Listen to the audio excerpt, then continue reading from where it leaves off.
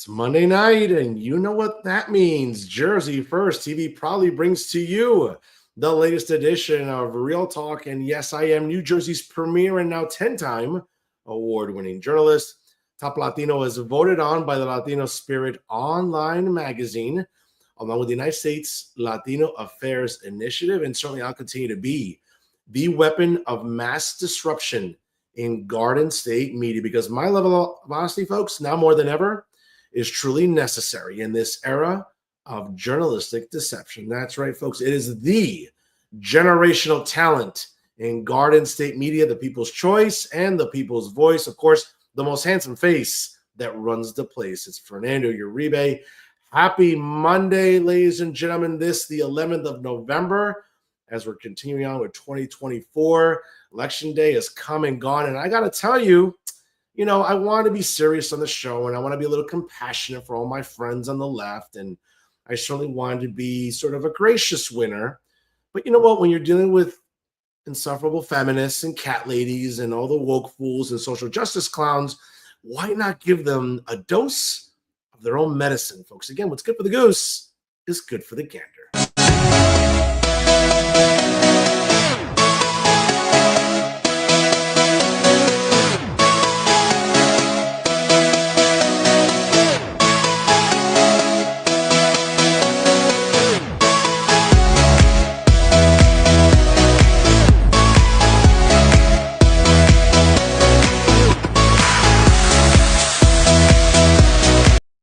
Oh, that's right, folks. Happy Monday again. And folks, I got to tell you, I want to thank you all for tuning in from wherever and however you may be doing so right now on the Jersey First Television Network, whether it's on Facebook Live via StreamYard. Of course, whether you check us out on all of our social media platforms, don't forget to like us on Facebook. Of course, follow us on Instagram and Twitter. And whether you're watching on YouTube, again, it takes 5 seconds.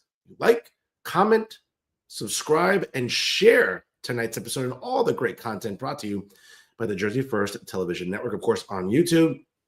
Whether you get your podcast on Spotify or SoundCloud, download Jersey First, and you'll be automatically notified of all the great programs that we bring you every single week on the Jersey First Television Network. And I can't say enough, folks, what a privilege it is to be on the dream team of Garden State Media. That's right. It is indeed Jersey First TV. Of course, I'm proud to partner with the Nader Narrative, hosted by the amazing Elizabeth Nader, which broadcasts every Thursday, and also brand new episodes of Bridging the Gap with AJ Malillo and Stephen Rambola also premiere on Thursdays. And of course, every Monday night, you can check out brand new episodes. Of course, check your local listings of Real Talk with Fernando Uribe. Folks, a jam-packed show tonight. Definitely, you want to stick around, folks. Again, I'll have a special commentary because it is Veterans Day. And I do want to wish all the veterans out there that have served and are currently serving, all the brave men and women that, again, make this day possible and that give us the freedoms that we enjoy every day. The luxury and the privilege that I have to come to you every Monday night, folks, is brought to you by all of our brave men and women throughout the years, through every battle, through every war, that has helped keep the United States of America 248 years after the founding of the Republic to be as strong as ever. And again, we'll only get stronger in 70 days with the inauguration of the soon-to-be 47th president. So once again, a special thank you to all our veterans, past and present, for giving us the freedoms and really the opportunity to live in the greatest country in the world. So to all the brave men and women out there, we love you. Thank you for your sacrifice and your service. You are never forgotten, especially on the Jersey First Television Network and especially on this show as well. Folks, you want to stick around for final thoughts because I'm going to have a lot to say about last Tuesday night, and good riddance to the cackling hyena, Kamala Harris, the current vice president. She'll be out of office in 70 days. Thank the Lord. We don't have to deal with her sorry ass anymore. And for all our supporters, I have a little bit to talk about when it comes to you and a little bit of a reality check and maybe a come to Jesus moment that you all need, especially after last week. But folks, I can't say enough, and I'll say it loudly. Welcome back, Mr. President. In 70 days, Donald J. Trump, the 45th president, will become the 47th president, the first president since Grover Cleveland to serve 2 non-successive terms in the White House. I can't wait, folks. I'm looking forward to Inauguration Day on January the 20th. And of course, folks, what I'm especially looking forward to before even then is during final thoughts, I'm going to give you a really good breakdown, folks. You can see all these clowns behind me who, in one shape or form, right, have all been very toxic during this election cycle, whether it's overpaid activists, right, comms people, journalists, insufferable feminists, cat ladies, social justice clowns, woke fools, whatever you want to call it, folks. You can sort of all find something that applies to all of them behind me. I'm going to get to work on them a little bit later during final thoughts. As you can see there, folks, there's plenty of people to go after. Definitely want to stick around for final thoughts. Folks, it is, obviously election season is coming on, certainly here on the program. And one of the things that, let's take a moment to reflect and sort of look back on things that we are grateful for. And again, I'm someone of considerable faith. I'm a proud Catholic, proud Christian. And, it's important that during these tough times, again, whether, to the winners go the spoils, as they say, but to the losers, obviously it's a moment of reflection, a moment to have compassion for them. But always it's important to just have empathy. And that's where I know that with my Christian faith, I'm able to have empathy every single day. And let's talk about the importance of Christian values, the importance of the family, and quite frankly, folks, just the importance of God in our everyday life. And why not talk to the founder for the Center of Garden State Families, folks. He's a big fan of the show. He's a man of faith himself. He is the very distinguished Gregory Quinlan, join us right now live on Gregory. How are you, sir? I'm doing well, sir. How are you? I'm great. As you can tell, I am as giddy as a kid who got a new PlayStation, Greg, on Christmas. You know what I'm saying? So yeah, I get it. I wouldn't even let myself believe that it could happen, and then it did, and it actually happened before 3 weeks. It happened actually that night, that morning at 3 a.m. I was very pleased, surprised. As was I stayed up until about 4 a.m. I was not going to go to sleep and then wake up 4 hours later and all of a sudden like, oh my God, this mysterious dump of ballots. But whatever. On to bigger and better things, as they say. And folks, again, 2 seconds it takes. Like, comment, and share for tonight's guest here. He is Greg Quinlan, the founder of the Center for Garden State Families. You can check out more information about this very worthwhile organization by going to www.gardenstatefamilies.org. Greg, really, let's start off with, what was the epiphany in creating the Center for Garden State Families for you? Well, I felt that we really needed strong Christian advocacy and representation here in New Jersey, particularly between speaking truth to power. We weren't getting that. We're getting a lot of compromise. The organization I used to be with, I was very disappointed with some of the behaviors, the way they were acting, how they always wanted to curry favor with elected officials.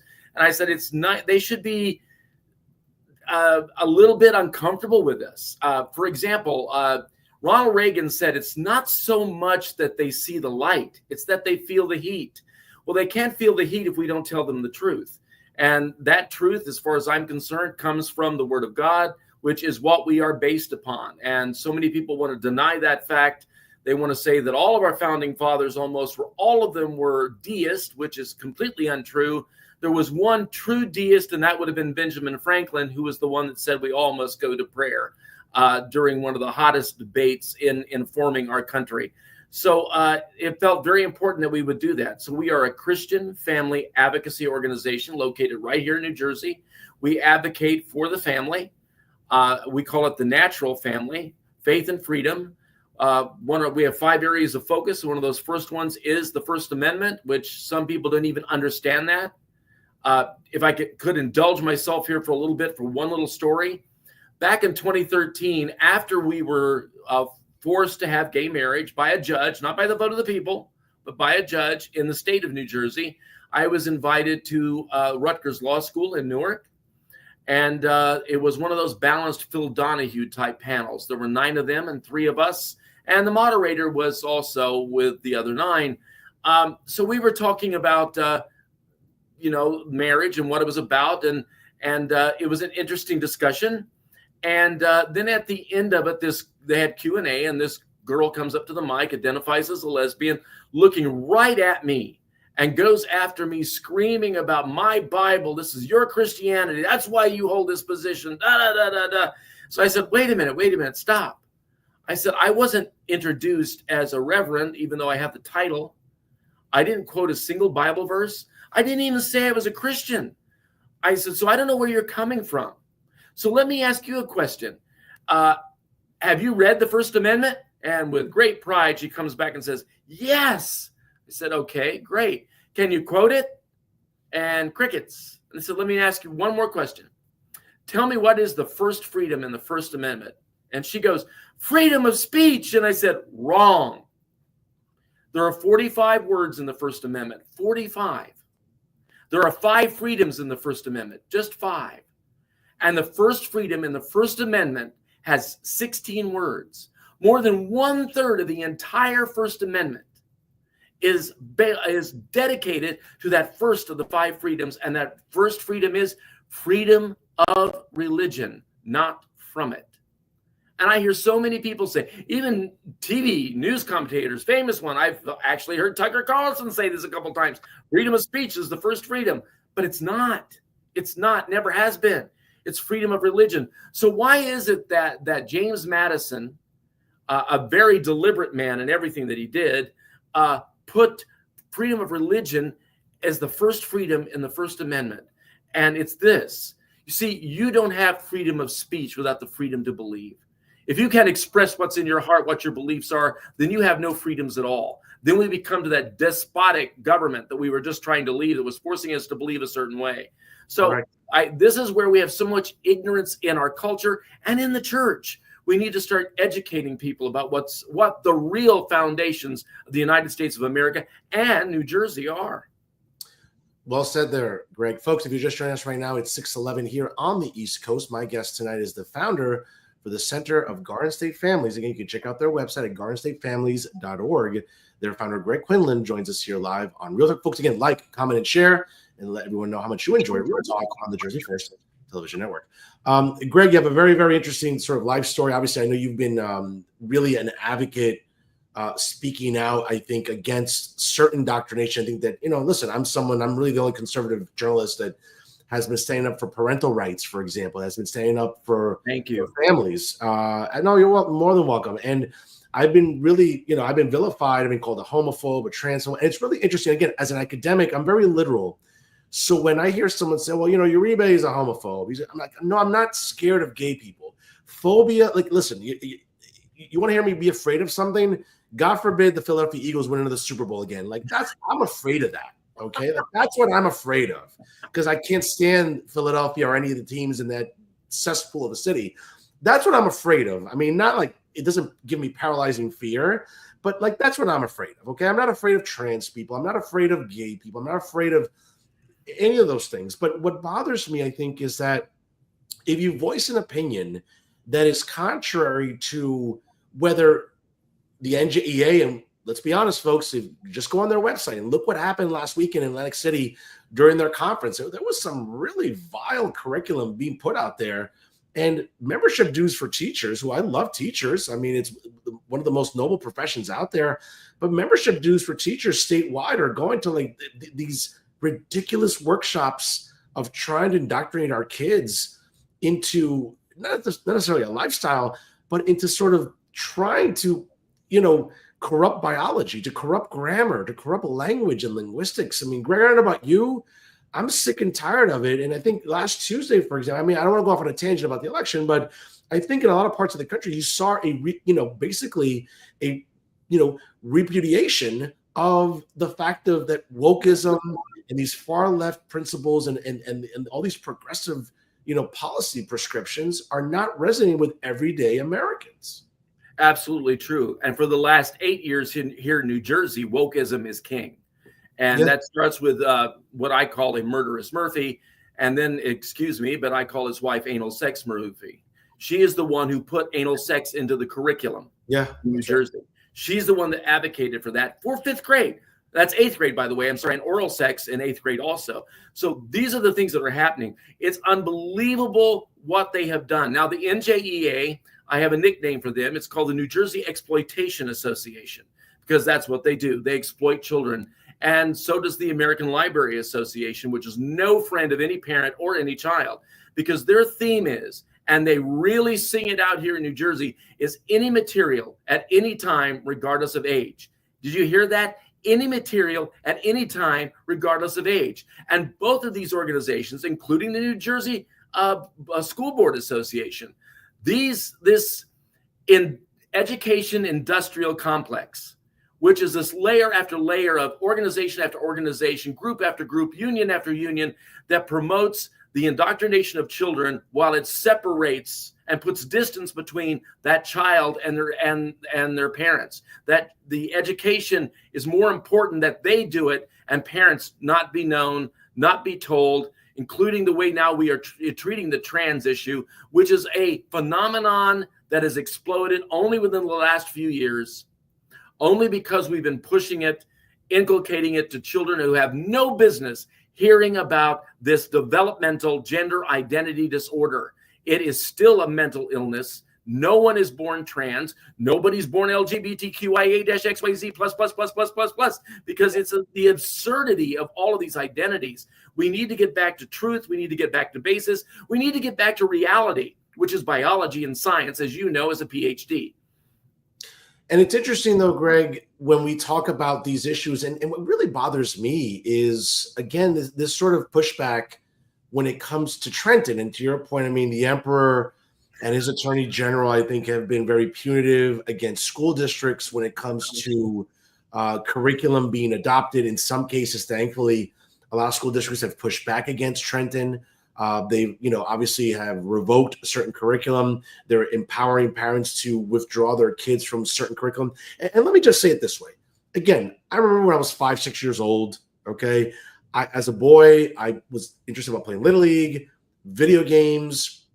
Not sure if girls were on my radar yet, but I mean, okay, if a girl liked me, I didn't really know how to react, but I was a 5-year-old boy. Like, let kids be kids. Okay, exactly. Like, let kids sort of, I guess, let them go through childhood organically and let it marinate organically. Okay, the idea that we have to sort of force feed, issues like gender and other items for kids as young as 5. Listen, I understand there's a time and place for everything. I mean, again, I'm sort of dating myself here. I'm in my 40s, but I remember learning about, intercourse and learning about issues about sex and learning about biology and things like that. I mean, that was sort of starting to happen around, middle school, 7th, 8th grade. Obviously, in high school, you take health classes. I mean, again, obviously, education has evolved tremendously since then. But what I'm trying to get at is the idea that educators, activists at the NJEA, and even some legislators in Trenton, and, and again, I go after Senate Majority Leader Ruiz and other state senators who think it's okay, who rationalize somehow in front of a microphone, right, when they're sitting in the chambers of the State House, to tell, and sort of talk down to people and say, well, we know what's best for your kids.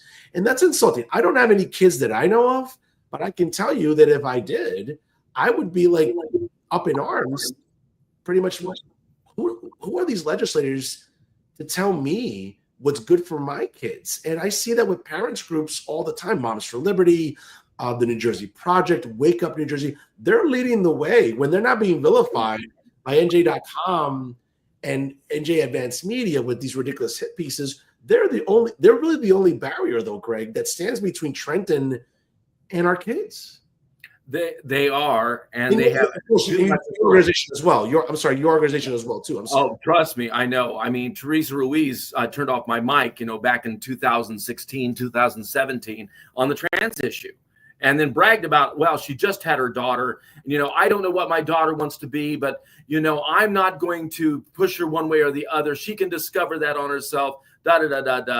And it was really, really a disgusting thing to see and to hear. And we are belittled and we are berated, especially in a lot of these committees. It's extremely dangerous is what's taking place too. We've got more people in there that do believe that they are smarter than God and nicer than Jesus, and some that don't even acknowledge that God exists. And one of those is Senator Andrew Zwicker. Zwicker is the author of what I call the child mutilation bill. It is a bill that actually will allow New Jersey to become a central hub in transgender reaffirming or reassignment surgeries. That includes the chemical castration of an individual. It includes the socialization of a child into the opposite sex. It also includes the surgical mutilation, as I've said before, and it takes parents out of it. So the bill that he did actually would allow children to come into the state. The state would no longer recognize the parent from their birth parent or guardian from that state. The state would become the ward of that child and then proceed with the procedures that this child underage wants to do. This has got to stop. It's got to stop. So far, that bill hasn't went anywhere yet, but they keep pushing it and pushing it and pushing it, like they pushed the recent library bill, totally misnamed. They called it the Freedom to Read Act. They always put these pretty little labels on things, but that isn't what it is at all. It is a bill that exempts adults from pandering obscenity, graphic, obscene material to minors. And that's what many of these books are. And the books that are in the library, they're very graphic. Not only are they graphic, but they actually explain the how to, what to do, how it's going to feel, what you need to know, and do you want to have more? This is what it's pushing. This is inculcating children into behavior they're not ready for. There is such a thing, as you know, Fernando, of age-appropriate behavior. There is such a thing as age appropriateness. Why is it we have our movie theaters and entertainment, with these R-rated or parental guidance suggested? It's because we understand that there is something called age appropriate material, and parents are supposed to be involved in that, but not in New Jersey. Parents are the enemy in the school system. Parents are the enemies. And it's that industrial education complex, which includes the state school board, which is now totally woke. Thanks to Murphy, it's totally woke. At least the reasonable people, the people that would think about, let's slow down. Let's talk about this. Let's have some debate. Let's get some hearings. None of that is going to happen now. All of these people on the school board now are actively sexually exploiting children, and they brag about it. They're proud of what they're doing. No, listen, it's quite disgraceful. I've been the only journalist up here in North Jersey leading the way in raising awareness about this. And, I've called out not just legislators in Trenton, but local municipal officials. I mean, listen, the mayor of Hoboken, who can't stand me, along with his members of his council slate, they get on me every year when, during Pride Month or other parts of the year, we're like, hey, listen, and Trenton's just as culpable too. It's like they're more concerned with pronouns than property taxes. Like, come on, man. Like, I'm sorry. Your signature block about your pronouns is the least significant thing on my agenda. How about lowering property taxes? How about trying to make it affordable to live in your municipality? Same case in Trenton. How about not renew the gas tax? How about not spending like drunken sailors? Again, nothing against sailors. They're brave men and women. Love them all. On Veterans Day especially. But my God, the idea that wokeism has really taken over this state, nearby in New York to some extent too. And listen, I'm ecstatic that the emperor's term is coming to an end next year. Thankfully, New Jersey's, term limited when it comes to governors. I don't think Phil Murphy could win a third term the way New Jersey's sort of moving in the electorate. But the point is that he's had a lot of accomplices in Trenton to enable, all these progressive policies when it comes to, again, coddling the alphabet mob, that's what I call them. And that's not meant to be derogatory. A mob is a group of people that engage, and let's be very honest, Gestapo-like tactics. And that's what these organizations do, whether it's Garden State Equality, whether it's the Hudson Pride Center up by me here in Hudson County, or other organizations like Out Montclair, take your pick, out, fill in the blank town.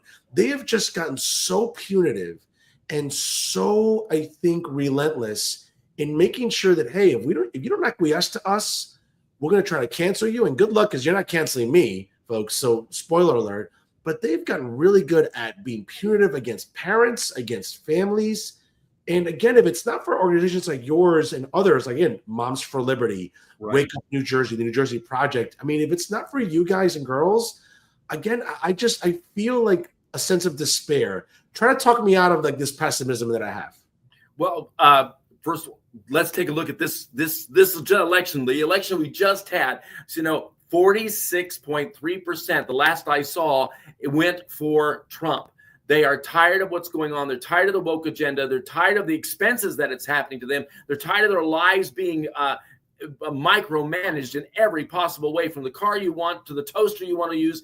It's the European Union on steroids is what we get when we had the Democrat Party in power. And excuse me, I have a word for them too, called the Democrat Party, which is what I just did in Senate Health Committee, called them the Democrats.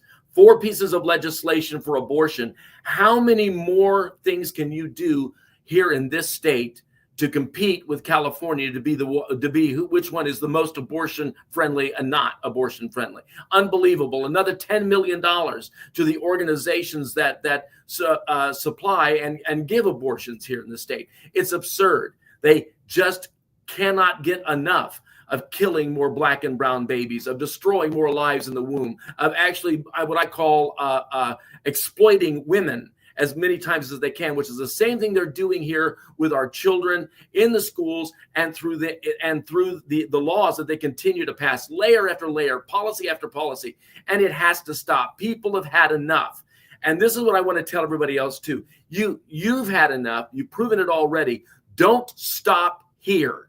Next year, we have a governor's race. We have the full assembly. The lower chamber is up. It's time to change that. Do you know that the Democrat Party, as I call them, the Democrat Party, has had absolute, utter control of the legislature for 22 years in New Jersey? Isn't it time for a change? And I know people are leaving the state in droves as fast as they can go, but you're still here. You still have children. You still have to live under the tyranny of these taxes, these rules, and these regulations. Isn't it time to stand up and say, no more. We can't have this anymore. I'm the one who protects my own children. And kudos to Gays Against Groomers and the other families that even have contacted conservative, the Center for Garden State Families, and say, look, I'm gay. I know what you're about, Mr. Quinlan. I get where you're coming from, but I have children. And I don't want the government doing this to my kids. I'm the one's going to tell my kids the birds and the bees. I'm going to tell my kids all these things. So please keep up what you're doing. That we've actually had that. Lesbian parents, gay parents telling us those very things. We've stood in school board meetings and testified with Gays Against Groomers, as well as Moms for Liberty and other concerned parents and organizations working together, New Jersey, Stand Up New Jersey, all of these other groups that are fighting so hard to bring back common sense. And it's not a moral thing. It's a reality. Let's operate our lives within reality. This is real talk. Let's talk about real life and to protect our children from what's going on in New Jersey government schools and in New Jersey policy in general. Folks, if you're just joining us right now, it's 6:27 on the East Coast. My guest tonight is the distinguished founder of the Center for Garden State Families. You can check out more information if you're looking to get involved with them by going to gardenstatefamilies.org. Their founder, Gregory Quinlan, joins us here live on Real Talk. It's interesting, you bring up reproductive rights. It's something that, I've talked about on this show. And again, I know you watched the program. You know how it gets me worked up because it seems to get weaponized every election cycle. And it really, I think to some extent, even here in New Jersey, I think Democrats and those on the left and progressives really thought people were stupid. And I say this all the time. And again, I say it in a way that's so blunt. Here in New Jersey, it's been codified into state law. So this idea that there was this scare tactic of like, well, if Donald Trump returns to the White House, he's going to pursue, which he said he wouldn't, he would pursue a national abortion ban. There were senators on the record that said even if they get the majority, which they have, thank the Lord, they would not pursue a federal abortion ban. The whole premise of the Dobbs decision is to relegate the, really reproductive rights to the states. Again, folks, Professor Uribe is going to have to teach history class again. Part of the Bill of Rights and the 10th Amendment is about federalism. It's about the states' rights, okay? So 10th Amendment, the 10th Amendment. So, and again, now I'm not particularly happy about the way it's codified here, but again, it's a states' rights issue. Here in New Jersey, if you're a woman, you get a biological woman with a uterus, not a pregnant person, okay? A woman, a mother, and you get impregnated tomorrow.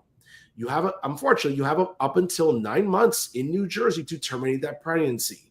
If you're, again, it's the fall season, the NFL, the NBA, NHL, MLS. We just had the baseball playoffs. Guys and girls like to go out on Thursday, Friday, Saturday, Sunday, drinking, Sunday fun day. Guess what? A lot of us wake up next to people we don't want to wake up next to on Monday morning. Okay, so guess what? You can go to a local CVS, Dwayne Reed, or a Walgreens. And again, and I know I've had to buy a few of them. Okay, they were originally $50. They're down to $31, thank the Lord. You can buy a Plan B. So the idea that somehow reproductive rights are on the ballot in New Jersey and it's a scare tactic, it's like, I think people are waking up to that, Greg, where I'm sorry, it's real world issues that I think are dominating the electorate for the foreseeable future. Where am I wrong? No, you're not wrong. As far as the agenda goes, you're not wrong at all. That is their purpose. It's their religion. You know, in the scripture, in ancient Israel, they had Baal, or Baal, as we would call it. And that's where you put your children through the fire. And you know what they would do when they were sacrificing their children? The drummers at the ritual would go louder and louder, harder and harder, all because they wanted to drown out the screams of the children. Well, now that we have this sterilized procedures and we've advanced so far in medicine, we don't know what's going on in the womb when that child is being torn apart. We don't know what's happening there. We have made it such a procedural thing, and then we scream about it being a woman's right to choose, except there's a problem with that.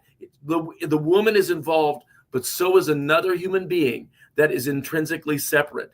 We know that life begins at conception. Here, let me give you this. Nobody's probably ever heard this before. Let me start here. As someone with a healthcare background as a nurse, you know, I spent almost 30 years in nursing, either as an LPN or as an RN. So what happens at conception? What happens when the sperm enters the egg? First of all, there's a spark, this zinc spark, which they have now recorded, filming it as it happened. That's like at that microscopic level, that's like lightning, and I call it God's lightning. I think that's where the soul enters the egg. But also, too, that 23 chromosomes and the other 23 chromosomes joining together to form 46 chromosomes. No other biologic entity on the planet has 46 chromosomes other than a human being. A human being. So that's where we are there, a human being. It's interesting you say it that way, Greg. And again, because of your expertise, you've worked in medicine. You understand biology. You understand physiology. The premise that I think, again, this continues to get weaponized to the point of we're not even acknowledging that this is life. We're not even acknowledging. I think I might have lost Greg there. Okay. Greg, if you're still with us, you might have. Okay, folks, just bear with us here. I think Greg might have been frozen on his end. Let's see if let me try reaching out to Greg here. Hold on. Okay. Folks, bear with us here. You know, it's technology sometimes. You know, it's not always the most dependable thing sometimes. You know, sometimes Wi-Fi will betray us. Just trying to reach out to him now. Bear with us here. I think he will log back in. Again, just bear with us, folks. You know, trying to reach out to him. Hopefully we can get him back here. Folks, again, it is 6:34 here on the East Coast. Don't go anywhere. We're still talking with the founder for the Center of Garden State Families. Greg Quinlan joins us here right now, hopefully live, and he'll be back on with us. Again, folks, things happen. Just bear with us here, as they say, as we're trying to, as they say, get back online here. So bear with us here, folks. Again, Greg Quinlan, hopefully. Let me just try to reach out to him and see if I can get him on here. Hopefully. Okay. Again, folks, it's 6:35 here on the East Coast. We appreciate you tuning in live here to the latest edition of Real Talk. Hopefully, Greg Quinlan, again, the founder for the Center for Garden State Families, will rejoin the program, as they say. Sometimes, you know, it's Wi-Fi strict. Oh, here we go. Okay. I think let's get him back here. Sorry. All right, Greg. Good to see you back here, man. All right, good stuff. I was concerned there for a second. No, listen, I'm not sure if you heard part of my last question, but what's interesting is, again, because of your expertise, again, working in the field of medicine, understanding biology and physiology, what I think it's downright sad that, again, this continues to get weaponized. The idea about what life is, when does it start? People thinking that, again, terminating a pregnancy up until the 9th month is acceptable. Again, we understand there are certain health risks, and when it comes to the life of a mother and other things, certainly rape and incest, we understand about exceptions. I'm a rational logical human being. But the idea that people are openly sort of endorsing infanticide is downright scary to me. And I'm not sure stories you've heard or come across in your travels with this organization, but when you hear that sort of rhetoric, what stands out for you? A lot of what we're hearing isn't even scientific. It's not even true. You would think that every abortion was the result of rape, but it isn't. You would think that every abortion was the result of, a woman's life is in danger. The actual statistical relationship to a woman in a crisis pregnancy where she's, could lose her life is minuscule in comparison. This is birth control. This is also, too, as we've seen before in newsreel after newsreel, that there is harvesting of fetal tissue. There's money in it, research in it. There's the harvesting in it. This almost seems like, if I could go out on this limb, a form of human trafficking, using a woman in a desperate situation, in a fearful situation, where she finds herself where she doesn't want to be, doesn't even know if she can handle a pregnancy or being a mom yet, doesn't know if the person that impregnated her would even want to be involved or help her raise this child, is so afraid and in such a place.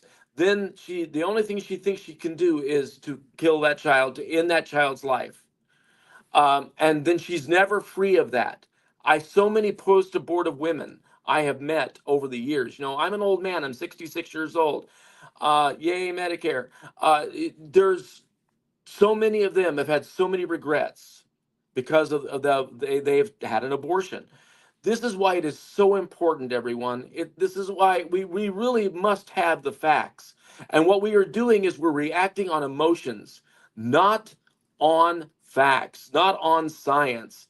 We need to make sure that a person has all the information they need to make all these decisions. Whether it comes about their sexual orientation, whether it comes about abortion, this is what needs to take place.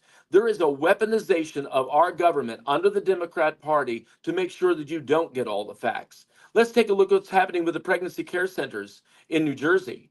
How they are being vilified by our own attorney general right now, going after them, trying to close them down. Where Gottheimer couldn't wait. Congressman Gottheimer also went after these pregnancy care centers. What do? They don't perform abortions. They give people hope. They give women the idea that they really can have their child. They let them actually hear their child's heartbeat, to see them on an ultrasound. Do you know that actually changes their mind more than 80% from having that abortion when they actually see that child is alive inside them? They see there's a heartbeat there. This is why it is so important that we give the whole story. What's the whole story? It's the truth. We tell them the truth. We tell them what the reality of where they are, regardless of their confusion about their own bodies, their fear about being pregnant, whatever that is. It's time to step up and start telling the truth, and with all the facts, not this hyperbole, not this incredible extreme rhetoric, but we have got to protect the lives of our citizens in New Jersey, from our children to our vulnerable. And this is where I feel that the party in power has exploited the citizens of New Jersey for an agenda that is dangerous and harmful to them for the rest of their lives. No, well said there, folks. It's 6:37 here on the East Coast. It's good to have back here with me the founder for the Center for Garden State Families, Greg Quinlan, join us here live on Real Talk. Folks, takes 2 seconds, actually 3. Like, comment, and share, and let everyone know how much you enjoy Real Talk on the Jersey First Television Network. Greg, you didn't mention 2025 will be here before you know it. Again, we're sort of decompressing from last Tuesday. I'm still as giddy as a kid on Christmas morning. But again, I can't rest too long because politics never takes a break here on Real Talk. 2025 will be right around the corner. As you mentioned, all 80 assembly seats are up for grabs next year. Obviously, going into the primary in June, there'll be a gubernatorial race, thank the Lord, where Phil Murphy will be term limited. And certainly there's a lot of candidates on both, with the Republican Party and the Democrat Party.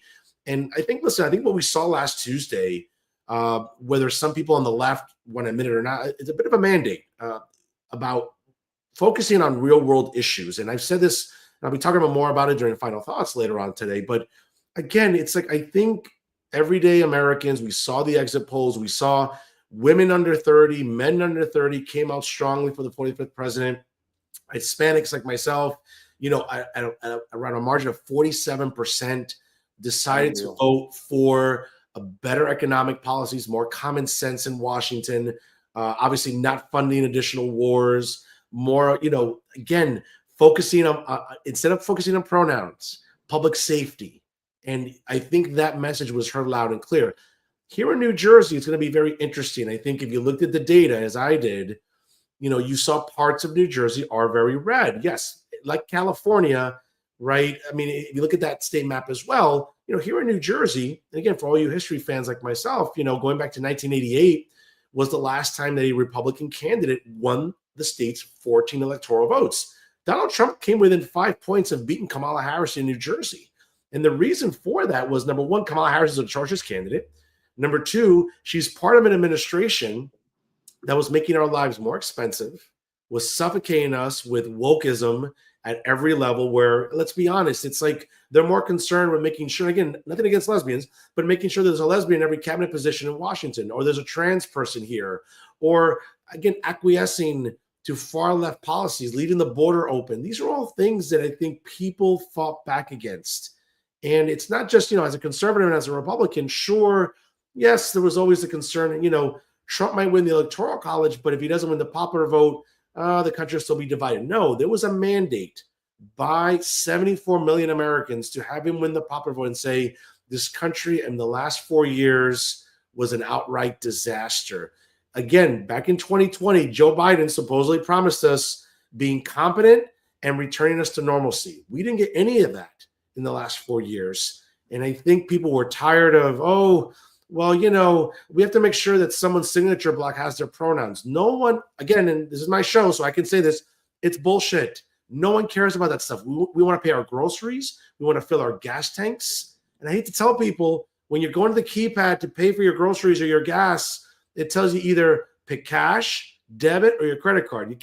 There's no option to pick a selective moral outrage as a method of payment. But some people on the left think that exists. Yeah, they do think that, and they've been pushing it on us like crazy. It's amazing.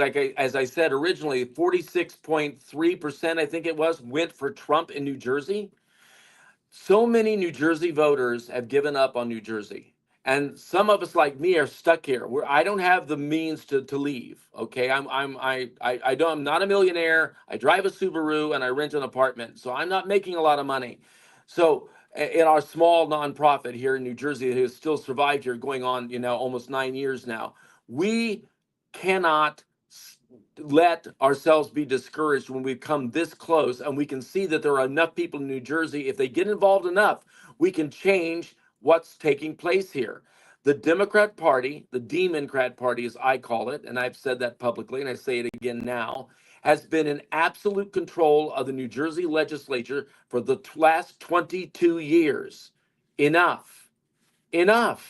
Isn't it time to take it back? And the governor's race too, for 8 years. The position of the governor has been held by a Democrat, a radical, leftist, Marxist Democrat named Philip Murphy, who really, to me, almost seems like he hates New Jersey. He came from Massachusetts maybe to destroy us. Not sure where he's coming from or what he's about. His first act was the rain tax. Taxes affect the family. It's the Center for Garden State Families here. Taxes is in one of our 5 areas of focus because we have the highest property taxes in the country. It's extremely difficult to make ends meet here, to live here. So there are so many things that we could do to make this state livable, but it'll never happen unless you, everyone who's listening to this podcast, and you becoming active and getting others to know we've got to change where we're going. We have to get out and vote. We have to vote for someone and anyone who's going to truly be a representative for our values, for our family, for our freedom, to stop the taxation, to stop this thing with electric cars and electric stoves that you can't have a gas car, it's become impossible. I remember not so long, a few years back in my little Subaru when I spent $80 to fill up the gas tank and I looked for the cheapest gas around. This can't continue the way it's been. And that's what this was a repudiation of this time. What are we going to do in 2025? Everyone, we're never done in New Jersey. There's an election every year, Right. and you have to be involved. And if I can address a couple of the excuses, the first one is that your vote doesn't count. Well, guess what? If you don't cast it, it doesn't count. It'll never be counted if you don't cast the vote. Hello? Second one I get, and I hear this all the time, particularly among Christians, I'm tired of voting for the lesser of two evils. Ugh. I could just, I get really disgusted with that excuse. Here's the deal. If you really understand, the state of humanity, Jesus Christ isn't on the ballot. You will always be voting for the lesser of two evils. Do you hear me? I don't care if Mother Teresa and Billy Graham were running for the same office on the ballot at the same time. You'd still have to vote for the lesser of two evils. Why? Because they're two human beings.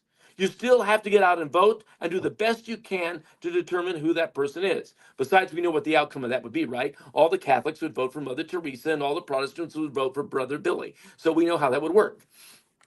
No, listen, Greg, you're absolutely right on that. And I think it's an important premise going into next year where New Jerseyans, again, have options. We saw that there's a good portion of the state that still believes in common sense policies and the family, in faith. And again, pretty much like, I was a guest on a couple other podcasts last week, sort of dissecting election results. And I said, New Jersey, unfortunately, very much like Phil Murphy wants to make New Jersey the California of the East. There's a lot of things in New Jersey resembles California. And if you look at the data, you look at sort of like the electorate where, again, Kamala Harris only won New Jersey by 5 points. Kamala Harris only won California by less than 10 points. That's unheard of when California has gone red since George H.W. Bush, again, both in 1988. Having said point that, out too the exodus from both states. Yes, exactly. The exodus from both states, and it still came that close. Yeah. And we're both under, we've got fires popping up everywhere. No, It's absolutely. like we're under judgment. Yeah, absolutely. And what's interesting is you're seeing pockets. And again, the reason California continues to be a blue state pretty decisively is, again, you have, I've been to California, so I know the area well. North of San Francisco is a pretty conservative area in between San Fran and LA. There's a lot of conservative areas in, moderate or red areas of California. The problem is you have the cities. You have LA, Sacramento, Oakland, San Francisco, San Diego, Anaheim. Again, very much like New Jersey. You look at the New Jersey map, especially after last Tuesday, there's a lot of red in Morris, Sussex, parts of Upper Bergen, Atlantic, Monmouth and Ocean, parts of Gloucester. The problem is it's the cities in New Jersey. It's Jersey City, Paterson, Passaic, Newark, New Brunswick, Trenton, Atlantic City, Camden. These densely populated, very heavily Democrat cities is what gets the vote out for Democrats. And again, it's to your point, why Democrats have had control of the legislature for over 23 years now. And again, we've had some Republican governors, sure, but the problem is that we've had a very big concentration of Democrats, especially in Central and in South Jersey collectively, that have monopolized the legislature. And again, I think that it's also, I think a reflection of the fact that Republicans, and this is where I always go after the NJGOP, where, listen, let's be fair.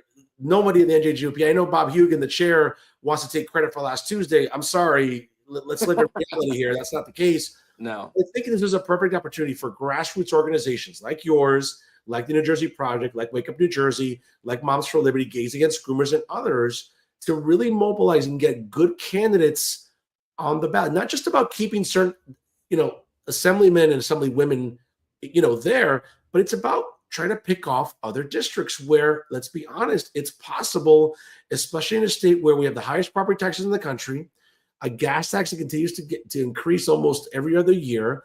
The budget is getting fatter than some of these Victoria's Secret models lately. It's crazy about New Jersey. It's becoming unaffordable. I think hopefully the tide can turn with the messaging. What do you say about that, Greg? I think it's time for every voter to start doing some soul searching. Why am I voting this way? Why have I kept voting this way? Is this tradition? Is it because my family was a Democrat and I got to vote Democrat, or my family was a Republican, I got to vote Republican? We need to start doing some real soul searching here and looking at what's real and what's best for our families, and not be voting for a party, but voting for a candidate. And then we need to get out and vote. The real problem I found out is that in my own church, there were people that weren't going to vote at all. I had to talk to them, not tell them who to vote for, but say, listen, you got a moral responsibility to do this. Today is Veterans Day. Let's talk about that for a minute. Freedom isn't free. Both of my parents' oldest brothers were killed in World War II. My mother's brother, Carlo, was 16 when he went into World War II, and he was killed by a sniper's bullet in Italy. My dad's oldest brother, Uncle Willie, he was killed on D-Day. I never met those uncles, but they paid the ultimate price so that I could vote. All this time later, nearly 70 years later, from more than 70 years later since World War II, I have the right to vote because they paid the price, as well as others paid the price. Have a moral responsibility to vote. It's not just a freedom we got. No, it's how we actually choose our government. You have to be involved in the primary so that you get a good candidate you want to vote for in the general, no matter what party you're in. But it's time for us to take a good hard look at the voting records of these individuals. Some Republicans are not voting the best, to do what's right for our families, what's right for our children, and what's right for us, so that we can thrive in New Jersey, so that we can not be so stressed out about how we're going to pay the bills, or are we going to be able to put food on the table, or do I have to really cut back and buy the most generic thing I can find just so we have something to fill our bellies. And that's really where some families are in New Jersey. Our own church pantry is struggling right now with donations because we've had such a larger request for help and assistance. Greg, let me ask you this again, as the founder of this organization. I'm sure you're working with a lot of organizations presently. What do you feel has been the feedback for you when it comes to, again, sometimes you have way too many chefs in the kitchen, as they say, and maybe messaging gets lost. What's been your experience thus far in other organizations that, let's say, you've worked with or are hoping to work with in 2025? Again, gubernatorial election, we have assembly races. Listen, a lot of municipal races as well next year. I'll be covering a lot. Listen, here in Hudson County, where I live, we have 2 mayoral races in Hoboken, Jersey City, council races. I'm going to be moderating a debate in the Parsippany mayoral race. I mean, there's a lot of local races as well. What's been your feedback, again, in terms of your organization, and who do you feel comfortable working with? Well, there's some good organizations that I am working with. There's an organization called Working Together, where we are several organizations have come together to work together on a lot of these issues. Moms for Liberty we work with, New Jersey Right to Life on the life issues we work together with. Well, we do work together, and messaging is important. We have our own little groups, of followers and supporters and donors. But with that too, we've been able to get things published in other publications, and we're doing things like this. How important is Real Talk with Fernando Uribe? Extremely important, because people are watching, right now on this podcast, by the millions, by the thousands, across the country. People are watching podcasts and they're learning these things. So we do work together well. We want to work together more. We've had a great outreach with the Latino and Hispanic community, where they need to be involved. And I'm going to be wax a little spiritual here. Years and years ago was this prophecy, and I'm very careful with that kind of stuff. But there was this prophecy that it was going to be the Hispanic population in the United States that was going to save America. That's 40 years ago. And when I saw what they did this year in this election, I believe we can repeat that again in 2025 here in New Jersey, because it's very clear. The Democrat Party has left you. They do not believe what you believe. They do not believe in God. They do not believe in your church or your faith. They want you to leave it at the door, and they're going to tell you what's best for your child, even though the scripture tells you what's best for your child. We know who defined the family, and Jesus Christ did that in Matthew 19, verses 4 through 6, quoting Genesis several times. He said what family was. He defined marriage, he defined family, and he defined sex. And it's time we started following the manufacturer's guidelines. Did everybody hear that? We need to follow the manufacturer's guidelines because we know there's a God, we know there is truth, and we need to get back to the foundations for which this country and our state was founded upon. Well said, Greg. Running a nonprofit certainly is difficult. Obviously, it's not just going on LegalZoom and downloading the forms and paying the fees. I mean, it's work. It's really life's work, as they say, to be that committed. What are some of the obstacles I think that maybe you have faced lately in running a nonprofit organization like the Center for Garden State Families? Again, you're doing it. There's a certain religious component to the organization, certainly, and I'm happy. And by the way, folks, if you're not familiar with the Center for Garden State Families, do go to their website, gardenstatefamilies.org, if you're looking to get involved and donate. And speaking of donations, what's really the challenges that you face when it comes to fundraising, when it comes to maybe getting grants? I mean, it's not just like going to Trenton and reaching out to legislators. It's interesting what money's available for in Trenton these days, but when it comes to nonprofit work and great nonprofit organizations like yours and others, what are some challenges you want to share with us today? Just so you know, Trenton isn't subsidizing us. Neither is the United States government. We are solely supported by people like you who care about the issues that we care about. One of the things that we raise money for is a program called Voter Voice, where you will be able to, we'll let you know what's going on in Trenton, what the policies are, what the procedures and things that are happening, so that you're aware, and then you can click right through by just clicking on a button, and you can go straight to your legislator, straight to the governor's office, and make your voice heard. That's what's so important that we do, and we need to do that all the time. So we're an avenue for which that can take place. We let you know what's going on in Trenton. We give policy papers out there. It's amazing that we've been able to stay afloat for as long as we have here in 8 years, but it is a struggle. We're at our bandwidth. I need to hire more people, but I want to pay them a living wage, which is hard to do in New Jersey. And there's all those strictures too. We've got all of this red tape. You've got to file with the state for your business. You have to file your 990s with the federal government. Yeah. You have to file with the Attorney General's office as a charity. And there's all these other little things that you have to keep doing. And then if you have a payroll, good Lord in heaven, that's where it gets really complicated, because it's a business that we're running, but it's a nonprofit business. And our 990s are available online. You can go to the IRS and look at them and see, how we are struggling to do what we do. We hover around 11,000 people for our email list. It goes up and down, back and forth, depending on what's happening. But it's so important that you stay informed. You're busy raising your family. You're busy trying to understand the curriculum that your children are facing. You're so busy too, just with all the other things that go on with raising a family and just dealing with yourself. The Center for Garden State Families is your voice in Trenton and in Washington, D.C., because we let you know what's going on there, too. I'm in Washington probably 3 to 4 times a year on issues that are important so that we can lobby our elected officials here in New Jersey, both in the United States Capitol and here in our capital in Trenton. Greg, again, 2025 right around the corner. Certainly, I know you want to be very, very active and really helping to mobilize some good candidates out there, especially on the primary ballots. I think Republicans have got a little too comfortable, especially the establishment ones in New Jersey. I think it would be refreshing for new blood, for candidates that believe in fiscal responsibility. I think, again, the importance of family, the importance of faith, the importance of, hey, standing up for parents, standing up for our kids in our school system, which is interesting because the NJEA likes to blow a load all over themselves about, New Jersey has the best schools in the country. Well, no, we don't. I was just about to get to that.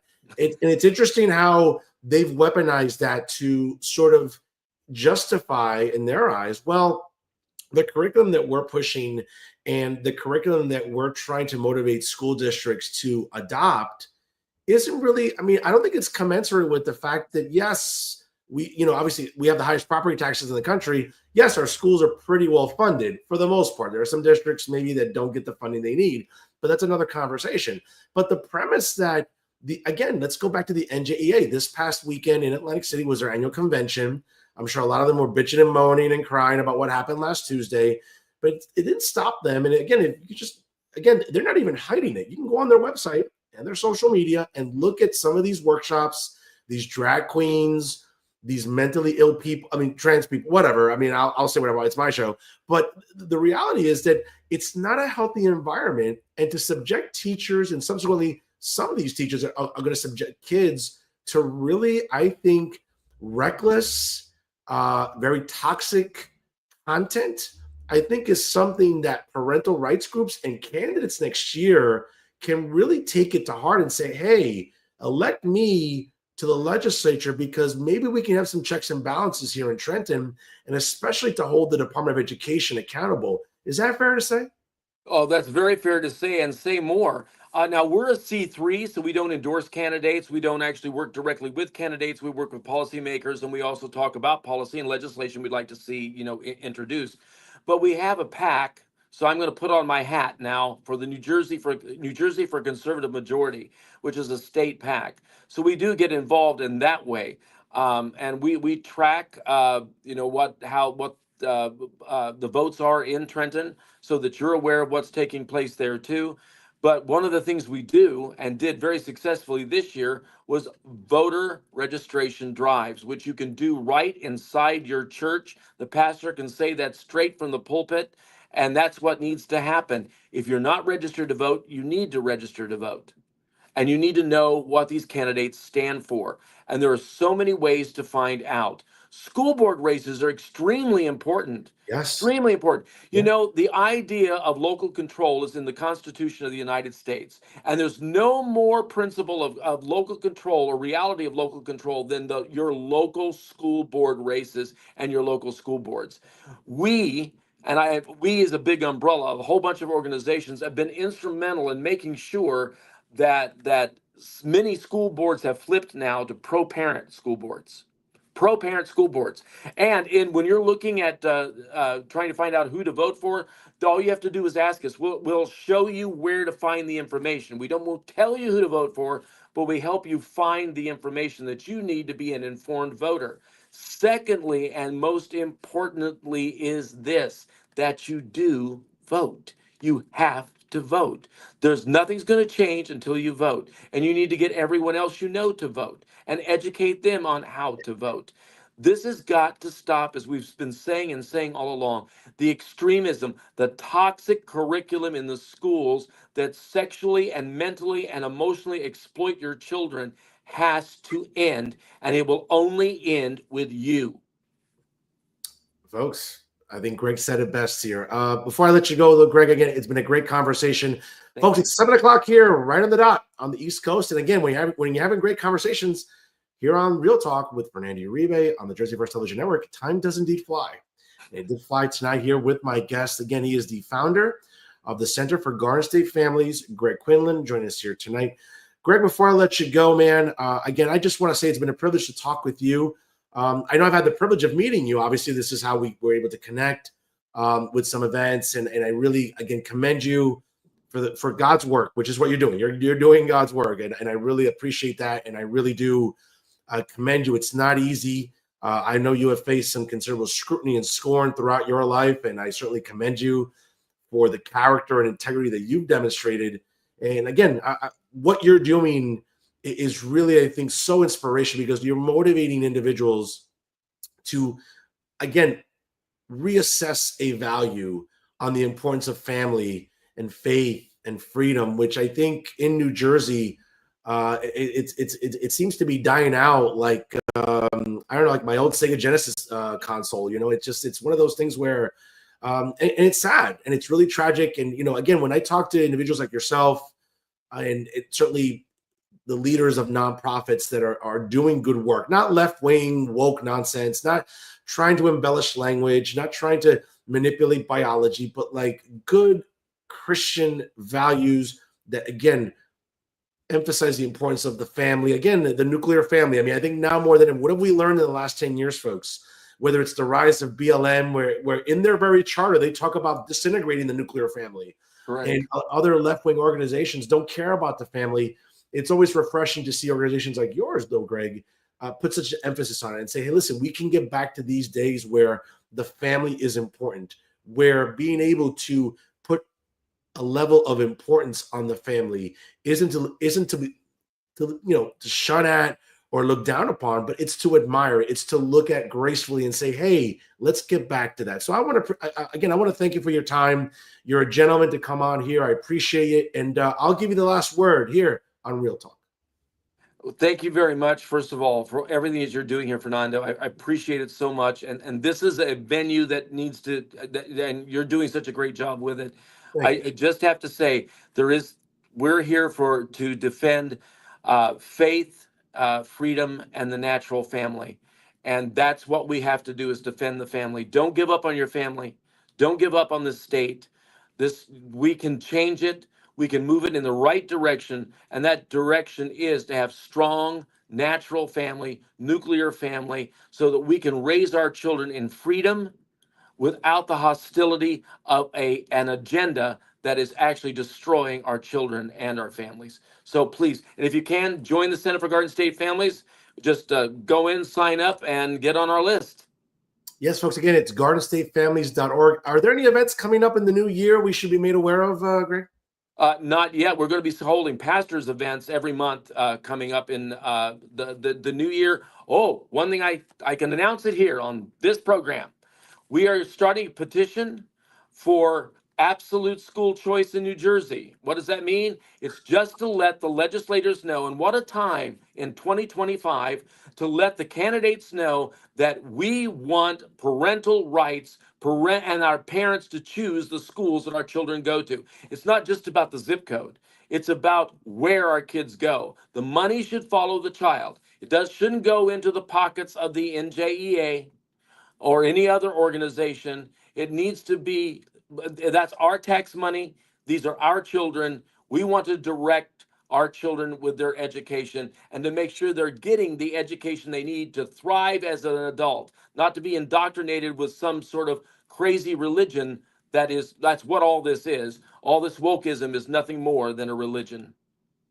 It's a religion gone bad. And there was a bit of a, as they say, repudiation last Tuesday. I hope it continues, because I think common sense has to prevail, not just in New Jersey, though, Greg. I think nationally. I think we saw that last Tuesday, not just it's not like falling into the office. It's a mandate that we saw, not just in New Jersey, but nationally, that I think the 45th and soon to be 47th president and his 40-year-old vice president, which, again, you want to talk about laying the groundwork for good young conservatives to keep thriving, right, in 4 years.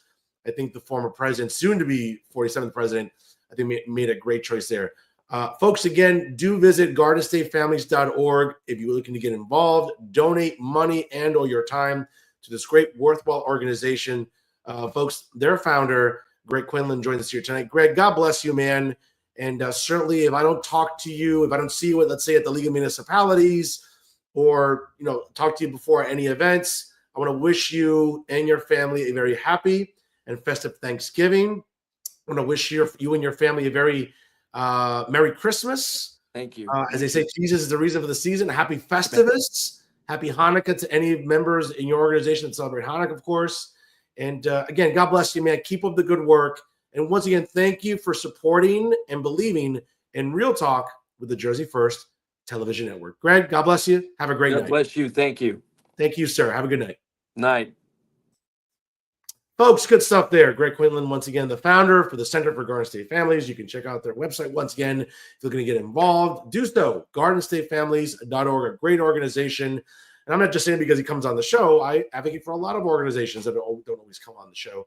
But I got to tell you, folks, if you want to get involved, if you believe in the importance of family, faith, and freedom, now more than ever, folks, we need that.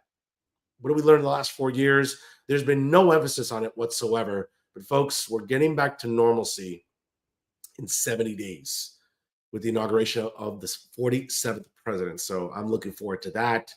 I know many of you are as well. And once again, folks, if you're looking to get involved with Garden State Families, please visit their website, gardenstatefamilies.org. Make sure you like them on Facebook. And of course, follow them on Twitter as well. And looking to get involved, again, sign up for their email list and you'll be automatically notified of all the great things that Garden State Families will be doing for the rest of 2024 and going into 2025. Folks, it's 7:10 here on the East Coast. And again, great conversation tonight. I know a lot of you I know you've stuck around because it's your favorite part of the show, folks. And yes, we all know it's time for final thoughts. And folks, I got to tell you, last Tuesday, the despair on the face of Kamala Harris and her supporters, right? All the insufferable feminists and cat ladies that stink of cat piss, all the social justice clowns and woke fools and pathetic progressives and climate hysterics. Yes, folks, they took a very big L last week. And very much like Hillary Clinton in 2016, well, you can't spell Hillary and Kamala without an L. And that's what we learned last Tuesday. It's not just about falling into the office, folks. It's not like, oh, Donald Trump won the Electoral College, but failed to secure the popular vote like he did in 2016. So yes, sure, there was some skepticism or some division. No, folks, there's no. I mean, this is a smackdown of the worst kind here.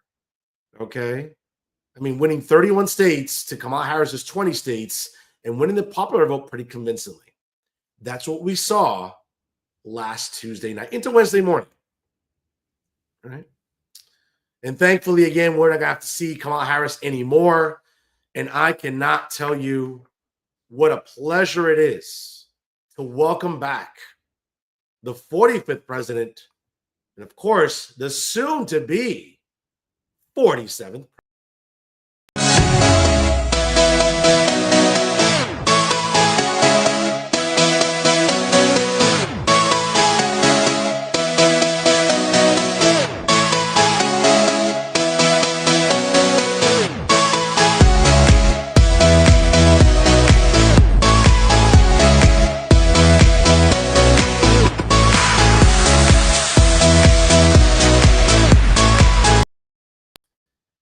Yes, folks, in the kingdom of truth here on Real Talk with Fernando Uribe, I felt the need to wear the crown as the king of truth here in Garden State Media. So, by the way, royalty is in the house, as they say. Okay. And folks, one of the things that's very interesting about talking about the reelection of Donald Trump was, again, the importance of looking at numbers. An overwhelmingly and convincing victory last Tuesday night into Wednesday morning. Donald Trump securing 312 electoral votes to Kamala Harris's 226 electoral votes. A clear mandate of 74 million votes compared to Kamala Harris's 70 million votes. Interesting. 4 years ago, Joe Biden got 81 million votes. Somehow there's 11 million less people voting Democrat. I mean, does anyone else find that to be weird? Interesting, right? But again, congratulations to the 45th president, now soon to be, well, he's the president-elect, soon to be the 47th president.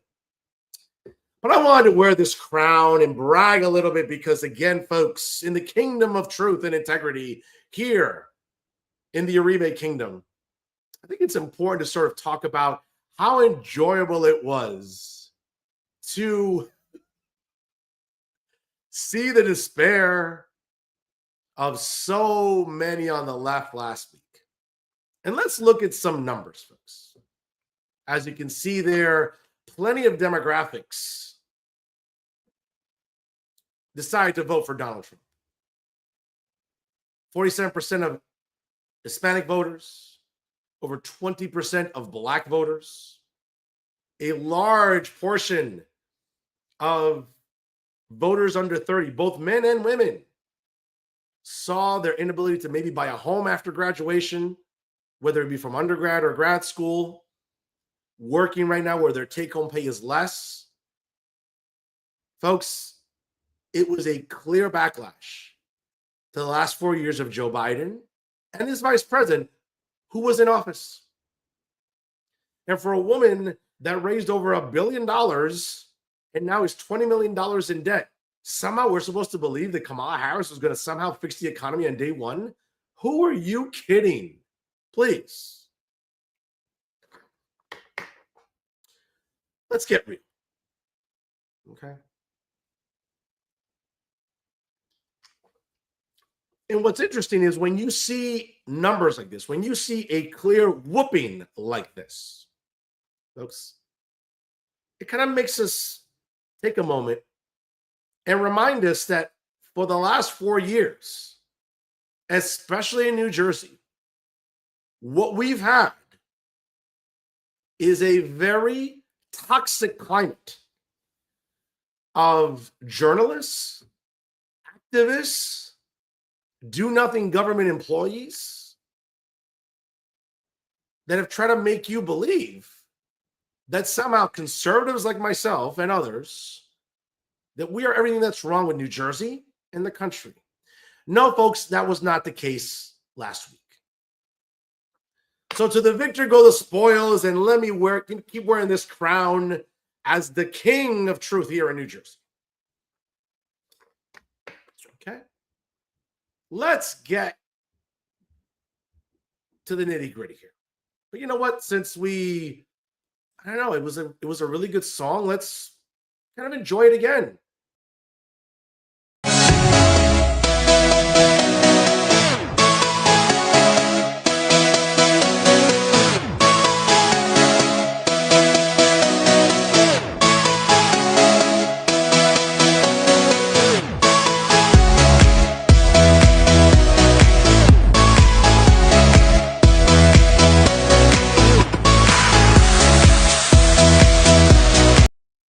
Yes, folks. You know what? I've just enjoyed that video so much. But again, the king of truth and integrity here talking to you folks here on Real Talk. And let's get into a moment where I think, and again, folks, there's a pretty long list here, but I narrowed it down to these 24 clowns because they're the ones in some way, shape, or form have been doing you a disservice for the last 4 years. How do you believe that somehow pronouns, for example, are more important than property taxes and public safety? Okay, let's get into the crux of this. And I don't want to spend too much time picking on all 24, but I mean, there's moments where I'm going to have to cook you because of what an outright embarrassment you've been to your profession in some capacity, right? Let's start off with Antoinette Miles, the interim state director for the New Jersey Working Families Party. As you can see here, that photogenic woman next to Tom Moran. Yikes. And of course, you know, we saw it over the weekend where, of course, Make the Road New Jersey hosted a rally in Jersey City where activists and elected officials vowed to fight Donald Trump. Folks, it was interesting because as I left my house Saturday morning, I remember going out and I'm like, you know, I know there was some smoke overnight, but then I could smell something in the air. I'm like, wow, I could smell the cat piss from all these cat ladies all the way in the air, filtering its way up north from Jersey City. And I'm like, wait a minute, are there that many cat ladies in Jersey City? Apparently, because folks, I could smell that cat piss in the air and it was a stench. But you saw that. Whether it was Antoinette Miles, and again, what's interesting, you know, she's the acting director of the New Jersey Working Families Party. Of course, as we all know, that's the organization that was head up by Sue Altman, who decided to run for the House of Representatives. And once again, like many others on the left, right, that weaponized abortion, that, you know, have this full-blown Trump derangement syndrome, it was nice to see Sue Altman get defeated on election night by Tom Kean Jr. Again, you can't spell Sue Altman without an L. But the New Jersey Working Families Alliance, again, is one of these insufferable organizations that feels somehow that, oh, enforcing our borders and making sure that we preserve our sovereignty, like some of that's racist and somehow that's inappropriate. No, Antoinette. Okay, put down that extra scoop of ice cream and remember that what illegals have done to this country for the last 4 years with a wide open border, with an irresponsible president and vice president, is that they've contributed to the decline of our quality of life. They've overcrowded our schools with all their kids. They've destroyed social services. They've flooded our emergency rooms. But again, to someone like Antoinette Miles, who lives in her bubble, right? What does she care? What does she care about the impact of illegals on our everyday life and what they've done to be destructive? In some cases, fatal. And we've seen that around the country. But don't say that to Antoinette Miles. She's not gonna listen to you. She's too busy checking out what's available on Uber Eats to even care about regular everyday people. And that's what makes her really detestable. Speaking of detestable, let's move on to Tom Moran. Folks, I don't have to really tell you too much about Tom Moran. Folks, for a guy that's going to be unemployed in just a few months, I don't know, maybe Kamala Harris and Tom Moran can go to McDonald's together. Maybe they can fill applications together, right? Wasn't that Kamala Harris's first job? Well, it looks like it might be her next job in just a couple of months. But you know what? Tom Moran and Kamala Harris can go fill applications together because I think they deserve each other, right? Speaking about Trump derangement syndrome, folks, no one leads the way, I think, in New Jersey media like Alan Steinberg. Now, again, it's 7:21, and I know that it's way past Alan's bedtime. So I'm sure he's not watching this live. I'm sure he's watching the replay. But for a guy who was so convinced that Donald Trump was the enemy, that Donald Trump was Hitler, that Donald Trump was a fascist, folks, he's nothing of the kind. And what we saw last Tuesday was a backlash against propagandists who masquerade as journalists like Alan Steinberg. And what's interesting about Alan Steinberg is a guy who served in a Republican administration, an administration that, by the way, his bosses, George W. Bush and Dick Cheney, lied to us and lied us into a war that killed and wounded hundreds of thousands of American men and women. And on Veterans Day today, you would think that Alan Steinberg would have a little bit of shame, but we all know he doesn't. And you'd see it by his columns. And folks, again, when you think about maybe a reset with the Democrat Party or leftist policies, and I get it, Alan Steinberg, he's 97 years old. I get it, he's on the twilight of life. Not much left for Alan Steinberg. Okay? But look in the mirror, pal. Everything you stand for, yeah, that was shown the door last Tuesday. So hopefully, again, you claim to be a Republican. You're nothing of the kind. So the less Republicans like you are around, the better. Because it's about being populist, conservatives, and commonsensical. And that's none of those things you can use to describe Alan Steinberg. Right? He's as useless as everybody else at Insider NJ. Speaking about useless, let's talk about Bob Medina, another useless activist married to another useless activist, Patty Campos Medina. But what's interesting about Bobby, right? Un chacretero, ahí que tú sabes, that's what you are, Bobby. I've seen it firsthand, right? A guy who can't even conduct himself accordingly and behave himself when he goes to campaign stops while driving his wife around. And it's interesting because you would think Bob Medina, who's like 86, 87, maybe 88 years old, would know by this time of his life to act accordingly. Oye, ya tú estás viejo. Aprenda a comportarte. You should have learned that already. But people like Bob Medina would have you believe that conservatives like me are the problem. No, folks, it's insufferable activists like Bob Medina. They're the problem. Just like the Latino Action Network, another useless organization, somehow ringing the alarm bells about fascism and totalitarianism and how borders are racist. No, folks, enforcing the border is what keeps a safe and civilized society.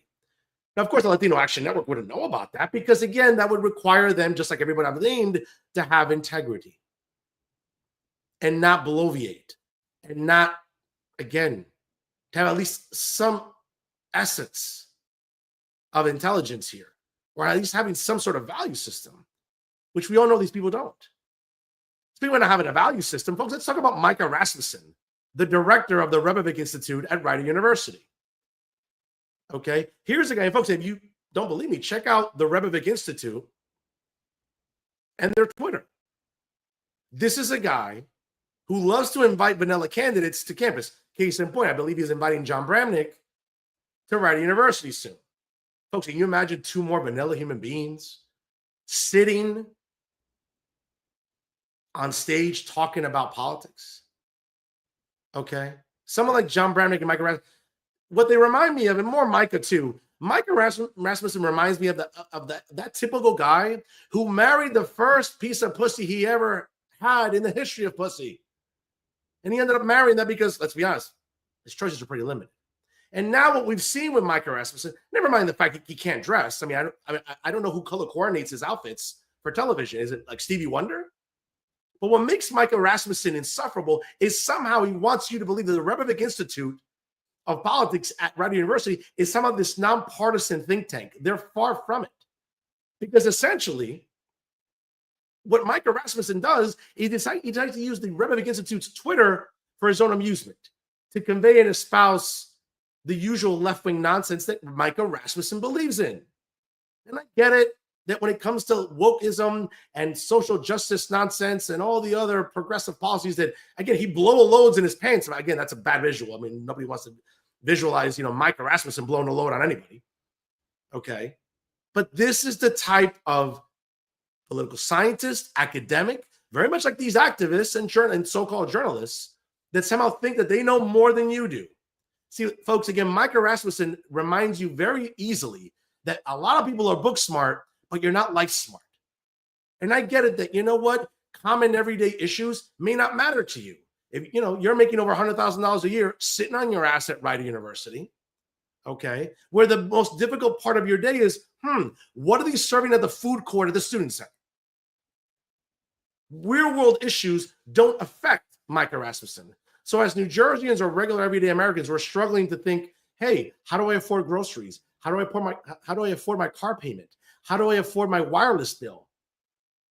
How do I make sure that, hey, I'm not drowning in credit card debt? Again, those real world issues, yeah, someone like Micah Rasmussen, he's oblivious to that because he lives in his bubble.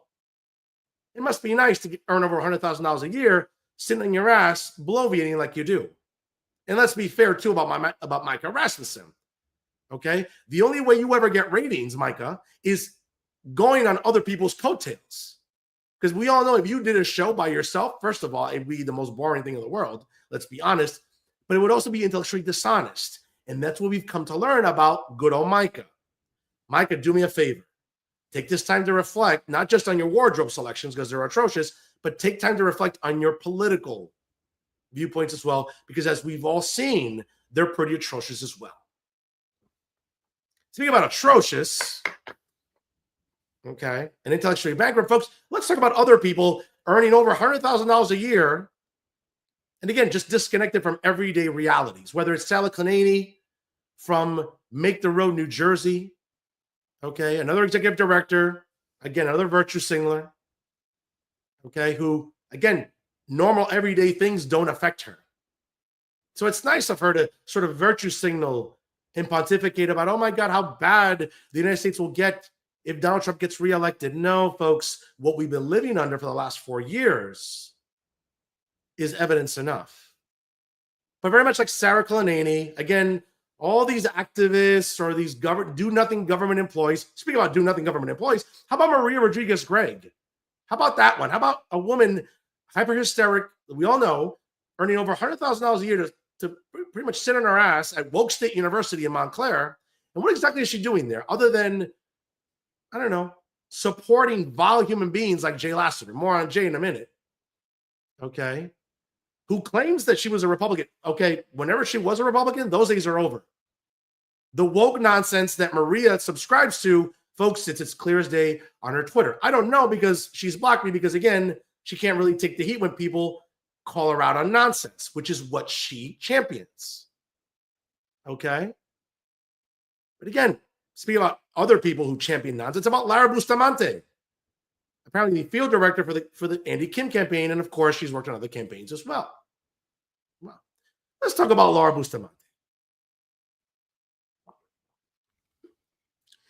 Another useless activist or advocate earning over $100,000 a year, having meltdowns about, oh, what happens to Donald Trump if he gets back in office. You know what's interesting about Lara Bustamante? You check out social media. I get it. You're a lesbian. Lara, cool. Good for you. During the 4 years of Donald Trump, your life wasn't the least bit affected. You still made money. You still went out to eat, obviously. Okay. How was your life hindered upon? Spoiler alert, it wasn't. But with Lara Bustamante, Maria Rodriguez-Gregg, Sarah Clanany, again, the Bob Medinas of the world, the Tom Morans, the Alan Steinbergs, the Antoinette Miles, the Latino Action, the Mike. Again, you're very comfortable earning over $100,000 a year, scratching your asses, because that's what you're doing, folks. You're not really doing real work. But for real people like myself and others that work real jobs that work 35, 40, 45, 50, even more hours, people with real jobs that work in the real world, they felt the crunch about this administration. Not, of course, not all of you, because you're all making over $100,000 a year, living on Uber Eats some more than others, clearly. Okay. Being completely disconnected from everyday problems. Okay. Whether it's Nydia Morsi, again, with Make the Road New Jersey, who, again, was part of this rally on Saturday. Again, folks, and what's interesting about feminists and cat ladies is they want to make you believe how bad their life has it. They want to make you believe that somehow in New Jersey and the rest of the country is going to turn into the Handmaid's Tale. There's nothing like that. There's nothing like that. It's going to happen. But Nydia Morsi, okay, and all the women I just mentioned would have you believe otherwise, and that's just not the case. So it's the usual Trump derangement syndrome. Speaking of which, Chucky Style.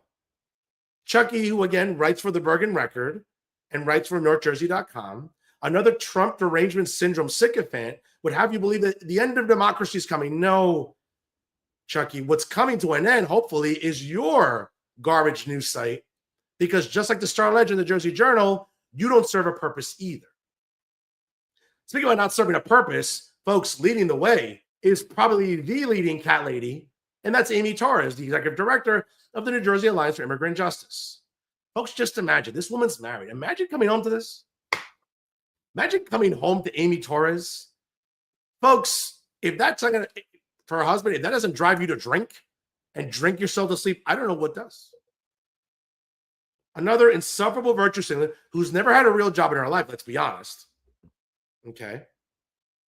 That wants to lecture you about the evils of the patriarchy. Right? Meanwhile, I'm pretty sure she lives on her husband's money, but that's another conversation. A woman who'll be somehow resisting Trump, and we have to be the resistance. You're not going to do shit. You're going to go to Starbucks. You're going to get your coffee, your third macchiato of the day. You're going to sit there on Twitter, which is private now because, again, you know, Twitter's not a healthy place for people like Amy Torres. Right? And somehow you're going to be one of the leading voices about resisting Trump. You're not going to do shit, Amy, and we all know that. Speaking about not doing shit, leading the way in journalism is Max Pizarro, of course, folks, the lazy editor of Insider Range J.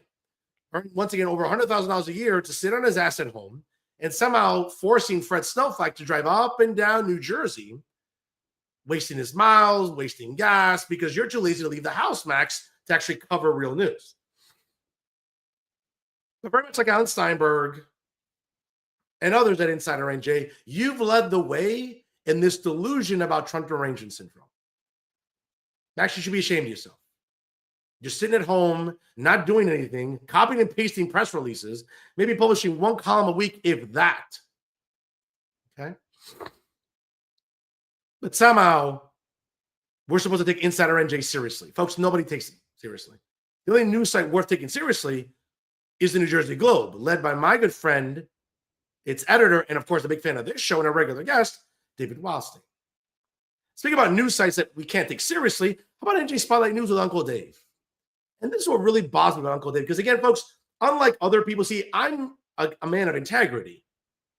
I'm not just a man of royalty, right? In the kingdom of truth and integrity here, okay? But I make it a point to learn about everybody. I make it a point to read and watch everybody, because again, that's what an academic does. That is what a political scientist does. He reads about all political perspectives. Okay. And I'm not lazy, unlike, for example, Uncle Dave, who, it's interesting, for a guy who works 6 months out of the year, you would think he'd have more of a work ethic and be a little more committed to be a little bit more informed.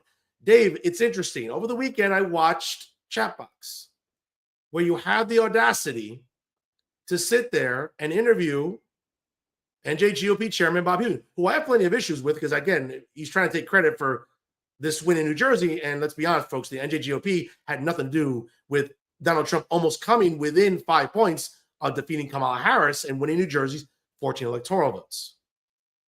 But when Bob Hugin pushed back against, and folks, by the way, watch that interview. When Uncle Dave sits there with the Emperor Phil Murphy and talks about, oh, maybe we're heading towards a road of totalitarianism and fascism.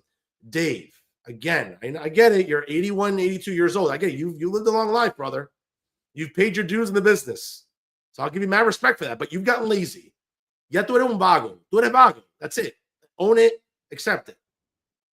But what's interesting about Dave is the audacity to push back on Bob Hugin when Bob Hugin says, hey, there's been toxicity on both sides. Okay? When Bob Hugin decides to say, hey, the 45th president was shot at not once but twice, this is Uncle Dave's response. Okay. Dave, I get it. You live in a shithole part of Jersey City, so hearing gunshots is a norm for you. I get it. You wake up to gunshots, you go to sleep to gunshots. I get all that. So hearing bullets flying, you're like desensitized.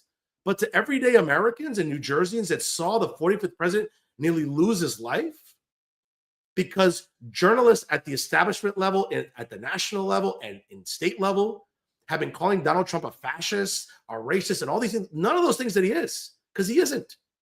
But you've been one of those journalists, well, let's be honest, propagandists, masquerading as journalists, leading the way on that. So, of course, when someone talks about the former president nearly assassinated, yeah, it doesn't matter to you because, again, living in a shithole like you do in Jersey, in South Jersey City, hearing bullets isn't something that really you're not used to. Folks, that's myopic, that's ignorant. But again, when we think about ignorance and being myopic in journalism, folks, that's the best way to describe Uncle Dave, right? Speak about being myopic and let's be ignorant. Folks, let's talk about Hetty Rosenstein, another do-nothing government employee for decades, who somehow would have you believe that CWA is the influential union that it's been in the past. It's not, okay? No one cares what the CWA thinks. They really don't. And I guarantee you, come next election cycle for the gubernatorial race, no one's going to care about the CWA and who they endorse because they've become irrelevant, very much like Hetty Rosenstein.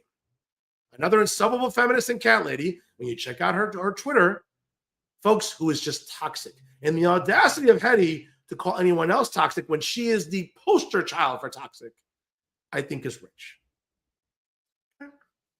Speaking about toxicity, let's talk about, for example, Spencer Kent, a propagandist writing hit pieces for NJ.com and NJ Advanced Media, right?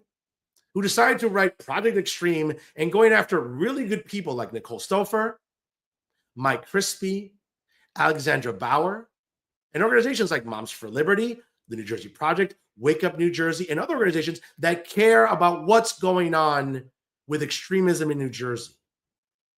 How coddling the alphabet mob, how coddling the illegals, and subscribing to all these left-wing policies, how they've destroyed New Jersey. All they've been doing is standing up for people like you and me, folks. But Spencer Kent, let's be honest, let's look at him. I mean, again, I don't want to insinuate anything, but kind of like that creepy guy you look at sitting at the bar by himself during last call, hoping that one drunk girl gives him the time of day. That's kind of like the vibe I get from Spencer Kent, but I could be wrong. Okay. A propagandist writing hit pieces. Okay. Speaking about propagandists, let's talk about Dina Motola-Jaborska, the executive director at the New Jersey Citizens Action Organization. Folks, another left-wing organization that's useless, very much like the New Jersey Alliance for Immigrant Justice, very much like the Latino Action Network, Make the Road New Jersey. Folks, have your pick. A woman who somehow wants to virtue signal and somehow thinks that what she's saying is believable. It's not. Speaking about saying things that aren't believable, how about Andrew Levin, right? How about Andrew Levin, who, again, an attorney who I wouldn't trust to represent me in a traffic stop in a municipal court somewhere, much less take his columns with Insider NJ very seriously. Yeah, you might be an accomplished lawyer, Andrew, but let's be very fair. You might be book smart, you're clearly not life smart, and it shows in your columns. Speaking about useless, how about a former assemblywoman? And again, folks, when we talk about incoherent rants and useless opinions, let's think about Valerie Veneri Huddle. Hey, runs in the family with her brother Anthony, who's just as useless as Valerie is, with his incoherent rants, which we've seen at commissioners' meetings, and of course, the positions he takes. But Valerie Veneri Huddle, and thank God she's out of the legislature, and thank God she's no longer in the state assembly, because, folks, you want to think about why New Jersey is expensive to live in. You want to think about why we have the highest property taxes in the country and why the state budget has continued to get fatter than the latest Victoria's Secret models, modeling lingerie. You can thank Valerie Veneri Huddle, because for a lot of years in the assembly, She was more than happy. She never met a tax hike that she didn't like. So very much like her brother, useless runs in the family, right? Speaking about useless, folks leading the way, let's be honest, it's Patty Campbell Medina, right? Very much like her husband, another useless activist that would have you believe that somehow Donald Trump is going to take us into fascism. No, Patricia, okay, whose failed run in the U.S. Senate was as much of a joke as her husband's behavior at events where he's gotten kicked out of. Don't believe me, folks? I got the receipts. I can tell you people have sent it to me. Okay? But Patty Campbell Medina is the type of activist that would rather lie to you than tell you the truth, because that's what she's good at. She loves coddling illegals, subscribing to woke policies that we all know don't matter in a time when Americans can't afford groceries or their car payments or sending billions of dollars overseas to Ukraine. Folks, I'm going to say it right now, and I don't care who this offends. I could care less about Ukraine. Let Vladimir Putin turn it into level it and put Six Flags there, put a mall there. I could care less about Ukraine. I care about Americans. I care about the United States of America. And the billions of dollars we've sent to Ukraine, isn't it funny? 20 years ago, when George W. Bush got reelected, the last Republican to get reelected, and also with the popular vote, Republicans were supposedly seen as the party of war, and Democrats were the party of peace and trying to get us out of war. How the tide has turned 20 years later, where Democrats are more than happy to keep us in endless wars, while Republicans want to get us out of wars. Wow, isn't it funny how things have changed in the last 20 years? But Patty Medina won't tell you that. Patty Medina would rather virtue signaling. That's all she's good for. Speaking about virtue signaling and not being good for anything, folks, why not talk about Jay Lassiter? And very much like Sue Altman, you can't spell either Lassiter or Altman without an M. And that's exactly what his little girl, Sue Altman, suffered last week. And I get it that Jay wants to blow low in his pants about Andy Kim. Folks, let's be honest. The Andy Kim campaign won't hire Jay to even make photocopies. So this sort of incessant love affair with the Andy Kim campaign, who are we kidding, folks? Who in their right mind would hire a useless TDS sycophant like Jay Lassiter, who seems to care more about weed than fixing New Jersey? And I get it. You sit at home, you smoke weed all day, right? The only pussy in the house that really can stand to be near you are your cats, and you live off your husband's money. So, of course, Jay doesn't live in the real world, so real-world issues don't affect Jay Lassiter. But for people like myself that work real jobs, that work 35, 40, 50 hours in some cases, yeah, everyday things matter to us. Not to Jay Lassiter. But during this election cycle, he would have you believe that Donald Trump getting reelected would be the reincarnation of the devil. No, Jay. When it comes to being the devil, when it comes to sort of exemplifying evil, that's what you do with the positions you've taken in helping destroy the state. Have some accountability, bro. Own your shit, dude. You have a problem with that. You can sit at home and publish your little Mickey Mouse power list, which no one cares about, other than the advertisers that, I don't know, developers and lobby firms. Anybody living in the real world with real world issues, again, trying to afford groceries, pay the rent, pay the mortgage. No one gives a shit about your power list or the other Mickey Mouse power list at Insider and Jay. Jay thinks you do. But let's be honest, nobody really does. Okay?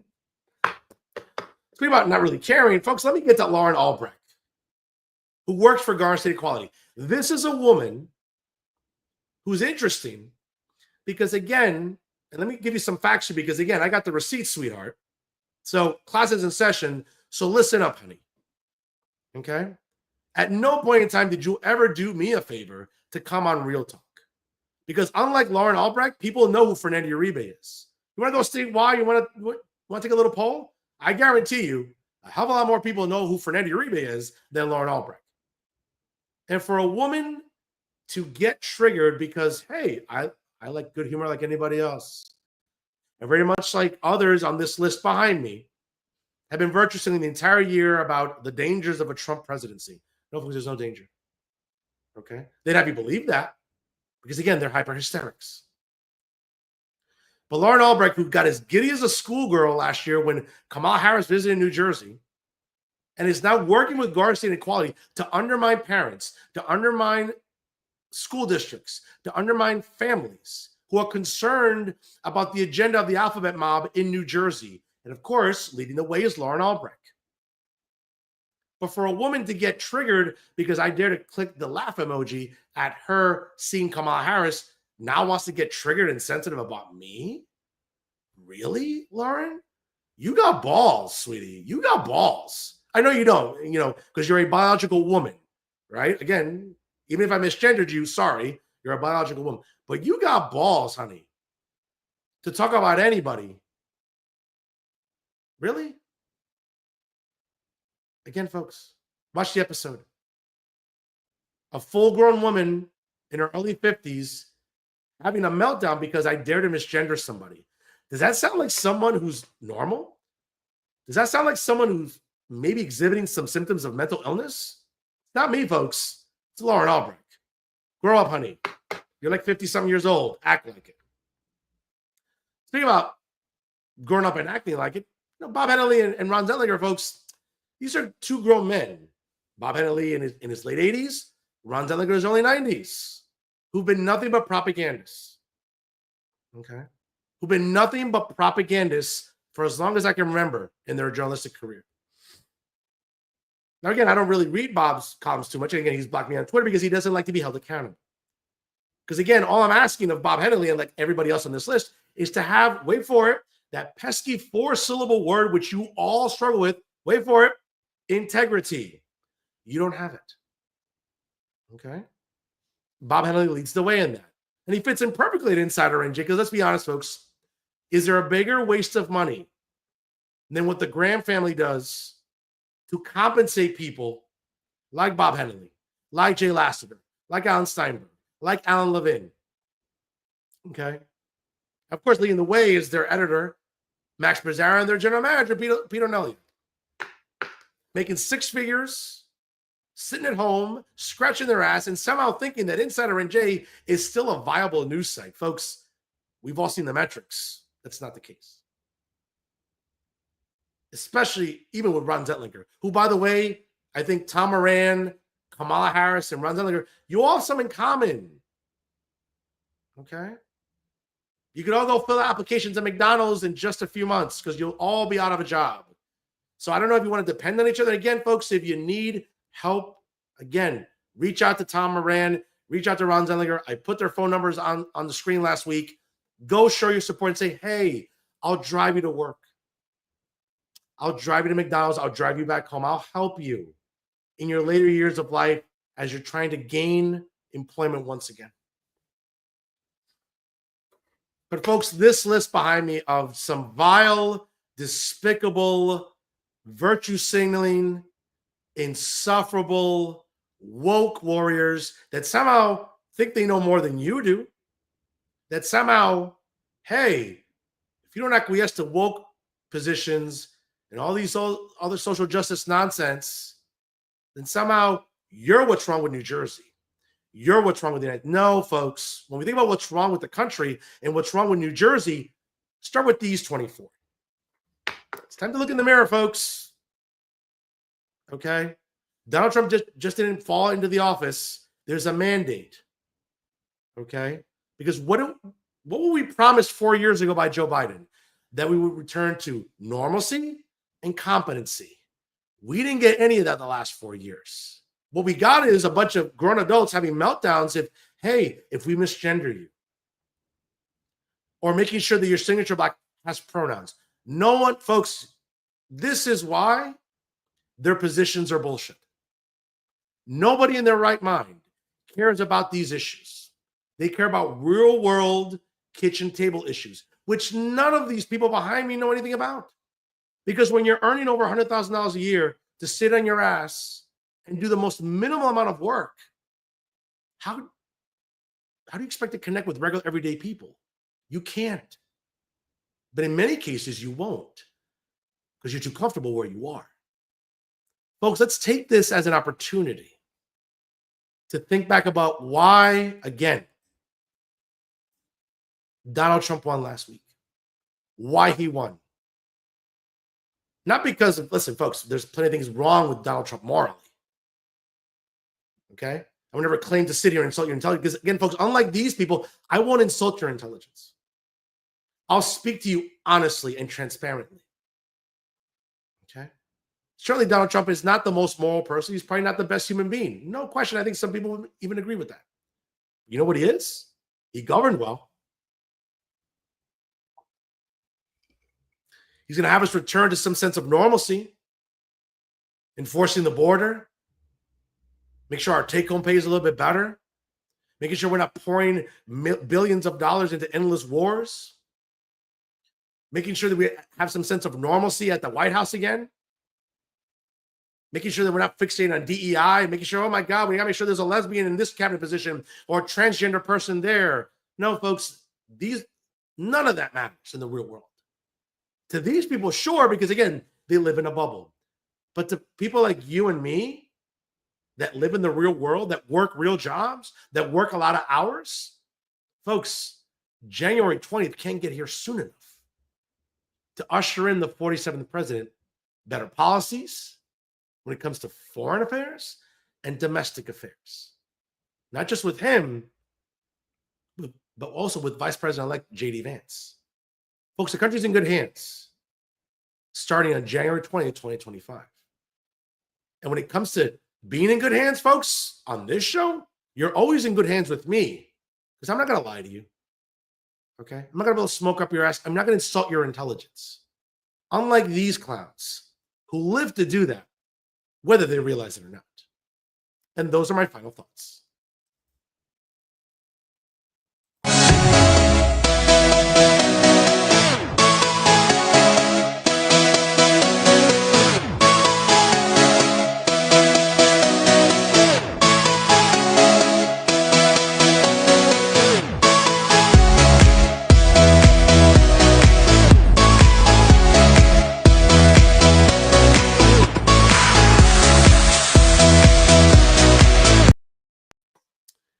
And that's our show for this week, folks. Once again, I appreciate you guys tuning in here. And of course, I can't say it enough. Shout out to all the veterans out there, past and present, that help make our country what it is today. Where I am so privileged to live in the greatest country in the world, the United States of America.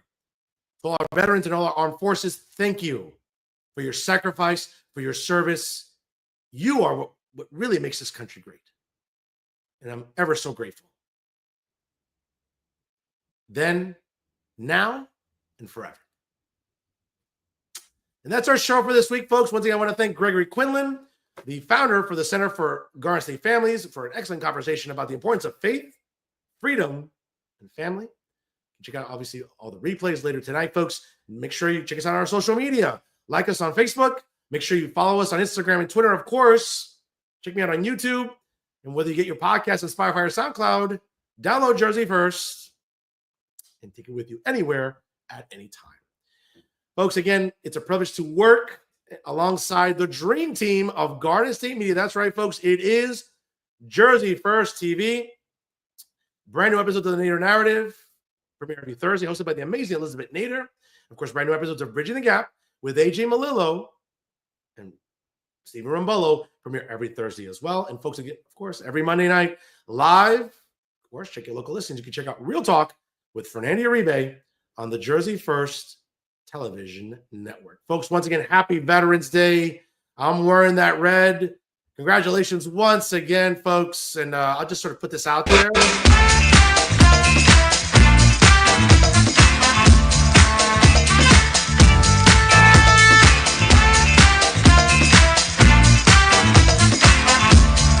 Yes, folks, that's right. Welcome back, Mr. President, the 45th president, and soon to be 47th president. So, folks, enjoy the rest of your week. Again, please party responsibly.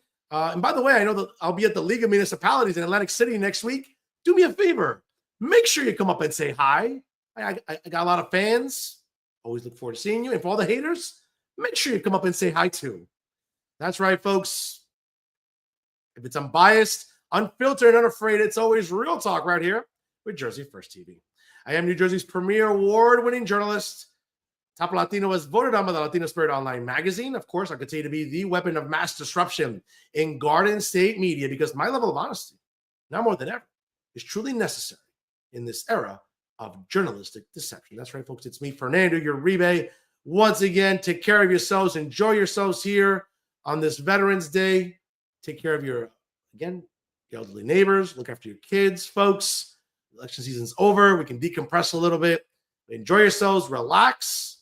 And we'll see you next time here on the latest edition of Real Talk on the Jersey First Television Network. Folks, thanks for stopping by. And always remember, stay classy, everyone.